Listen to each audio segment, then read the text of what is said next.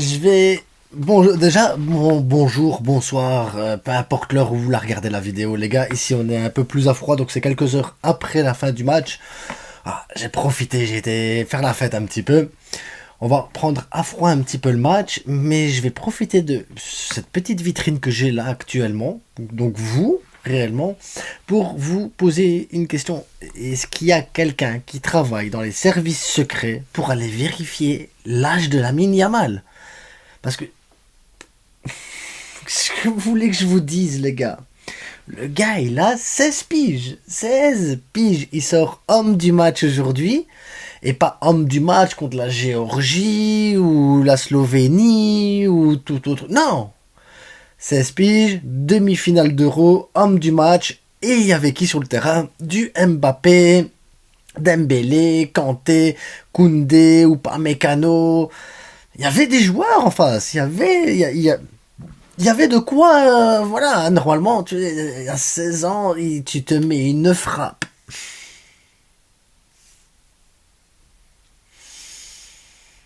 Moi, je sais pas, je sais pas. Est-ce qu'on en fait de trop? Est-ce qu'on en fait pas assez? Est-ce que c'est normal? Enfin, c'est pas normal, je suis désolé, c'est pas normal. À 16 ans, tu fais pas ce que tu fais là. Normalement, à 16 ans, le gars, la France avait bien commencé en plus ce match-là. J'étais étonné. Premier but, d'ailleurs, premier but de l'équipe de France dans le jeu. Kolo Muani a mis un but dans le jeu sur une passe de Mbappé. Mbappé qui a été... J'ai pas envie d'être méchant.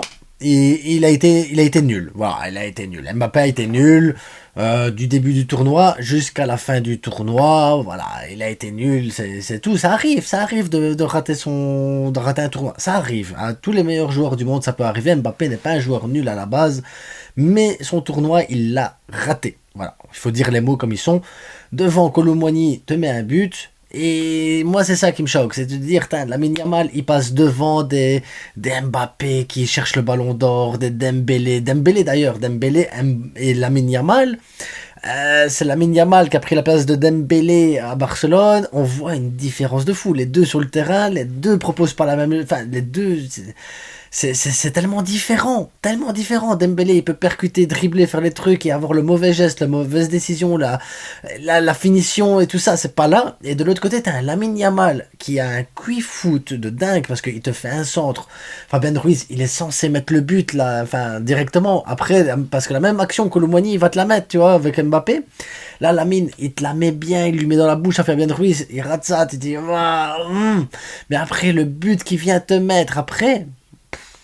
C'est exceptionnel. Et le pire, c'est qu'en fin de match, il pouvait te mettre une deuxième comme ça. Tu dis, ok. Et il y a un an et demi d'ici, il a mis la même contre l'équipe de France dans la Coupe du Monde des U17. Enfin,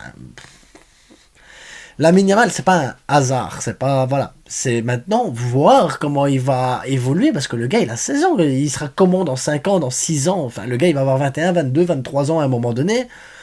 C'est quoi sa marge de progression? C'est quoi cette dinguerie? C'est qui ce joueur?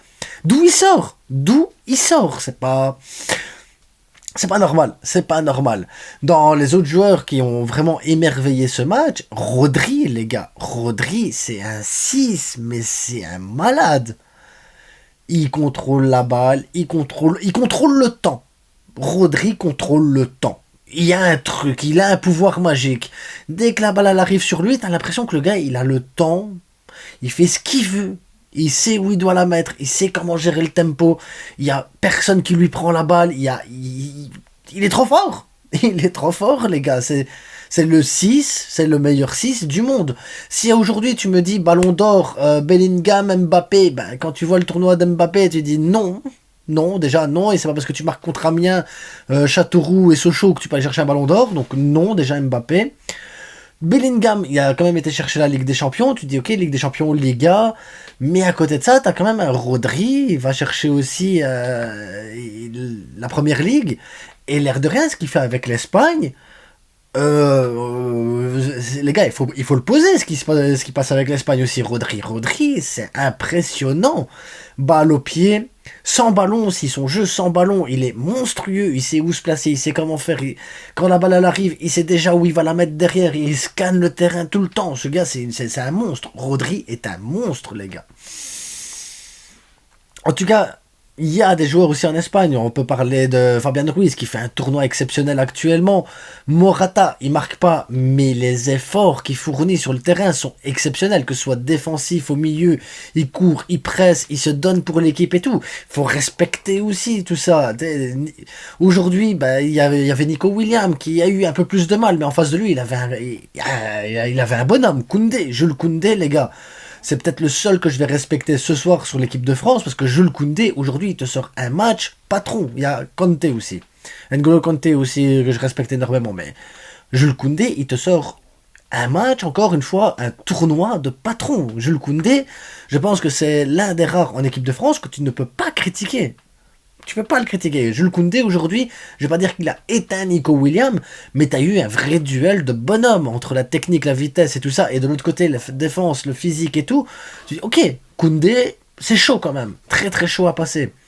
Donc voilà, on a eu un beau match de foot quand même, on a eu des belles actions, on a eu un beau truc, mais il y a des joueurs, c'est trop fort les gars. Et l'équipe d'Espagne, c'est comme je l'ai dit au début du tournoi, cette équipe fonctionne comme une équipe, tout le monde défend, tout le monde joue, tout le monde monte, c'est un jeu offensif, c'est un jeu plaisant, c'est une équipe qui veut aller de l'avant. Et aujourd'hui, Pedri blessé, Olmo le remplace, Olmo, et voilà, il fait son taf Olmo. Regardez le but qu'il va mettre, Olmo, c'est monstrueux, le contrôle de balle, comment il va dans le rectangle.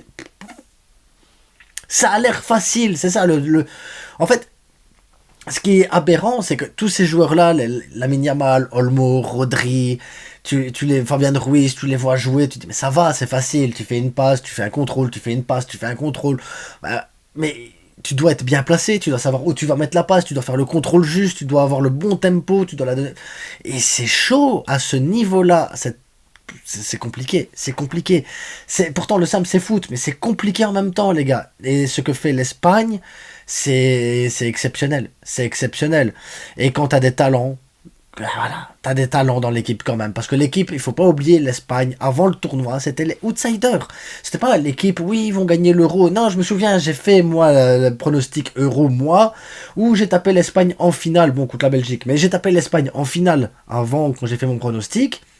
Et derrière, on a refait le pronostic où c'est vous qui avez fait le truc. L'Espagne, vous les voyez éliminés en huitième ou en quart de finale à chaque fois. Donc, c'était un outsider, oui, l'Angleterre, ouais, la France. Parce que la France, en même temps, moi je veux bien, je vous comprends. La France, sur papier, je suis désolé. Si tu prends défenseur droit contre défenseur droit, Koundé contre Navas, Koundé, il est plus fort. Koundé est plus fort. Si tu prends Saliba, Nacho, Saliba, il est plus fort. Si tu prends Upamecano, Laporte, Upamecano, il est plus fort. Hernandez versus Cucurella, Hernandez est plus fort. Il y a que Rodri que tu peux dire, ok, Rodri par rapport à Tchouaméni, ben Rodri il est plus fort. Mais après, Kanté c'est censé être meilleur que Fabian Ruiz. C'est qui l'autre milieu de terrain mais de toute façon, c'est toujours comme ça. Quand t'es comme Avinga ou même Rabiot, c'est plus fort aussi que Olmo, normalement à la base, où c'est équivalent. Mais après, tu prends l'attaque. Tu prends l'attaque. Mbappé, c'est la recherche d'un ballon d'or. Donc l'équipe de France, sur papier, c'est plus fort. Je suis désolé. Et quand tu vois cette équipe, ben voilà. Ça joue au football en Espagne. Ça joue comme une équipe. Comme si c'était un club, en fait. Ça joue en club. L'Espagne est trop forte. Maintenant, la défaite de l'équipe de France, moi je suis désolé, mais tu peux pas proposer un jeu de foot dégueulasse comme ça avec les joueurs que tu as. Barcola, comment c'est possible que l'équipe de France elle joue pas avec un Barcola titulaire? Comment tu joues pas avec Barcola titulaire? Un Griezmann pour diriger le jeu derrière un petit peu. T'as un Kamavinga, un Tchouaméni qui joue au Real Madrid ensemble, qui ont des automatismes. Pourquoi tu profites pas de ça? Koundé, il sait monter. Pourquoi on ne lui demande pas de monter un peu plus? Pareil pour Hernandez, il sait monter un peu plus. Moi je comprends pas comment l'équipe de France peut jouer avec 11 gars hyper défensifs et puis tu balances devant et t'espères que Mbappé il est décidé de jouer au football. C'est pas, enfin il y a pas de cohérence dans le jeu de l'équipe de France. Et après ça va râler que je voyais Didier Deschamps sur le banc en train de s'énerver. Mais c'est ce que tu proposes qui est dégueulasse. Donc si tu t'énerves, c'est parce que ce que tu as proposé est dégueulasse depuis le début de l'Euro. Ne t'énerve pas maintenant parce que c'est ton style, c'est ton jeu, c'est ta manière d'être. Il faut changer. Didier Deschamps, je suis désolé, moi je ne prends pas de plaisir sous Didier Deschamps avec cette équipe de France. Alors que tu as des joueurs, tu pourrais jouer l'offensif, tu pourrais jouer le pressing haute, tu as la qualité pour faire ça. Tu as plus de qualité que l'Espagne, je pense que l'équipe de France, individuellement, à part l'Angleterre, il n'y a pas une équipe qui est plus forte que l'équipe de France, il n'y en a pas une. Mais dans le jeu qui est proposé, l'équipe de France est dégueulasse. Parce qu'après, tu vas prendre l'Espagne, va sur le banc de l'Espagne. Ferran Torres, Rossellou, et Jesus Navas. 38 ans. 38 ans, Jesus Navas. Le banc de l'Espagne est encore moins bon que le banc de la France. C'est une dinguerie.